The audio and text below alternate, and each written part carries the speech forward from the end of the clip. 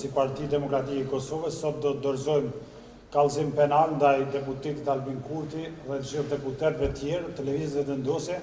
të cilët mbajnë funksione të dyfishta, pra janë edhe anëtarë të qeverisë, edhe ministra, edhe janë betuar si deputet.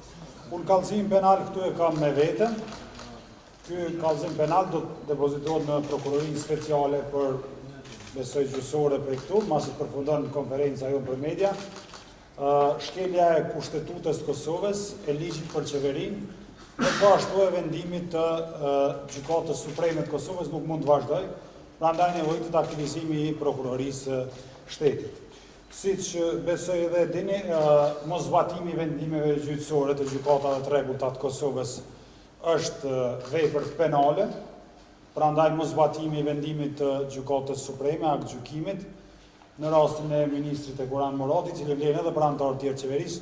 përbën vepër të pastër penale dhe kërkohet reagimi i prokurorisë shtetit. Siç dihet, ne nuk e kemi të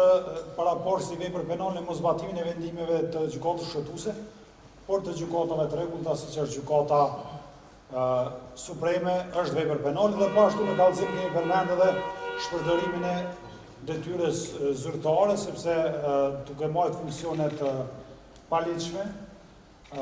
janë shpërnda mijëra euro në disa vendime që e marrë nga qeveria e Kosovës, dhe kjo situatë nuk mund të vazhdoj, duhet intervenimi i prokurorisë për të vënë në vend zbatimin e vendimit të Gjykatës Supreme.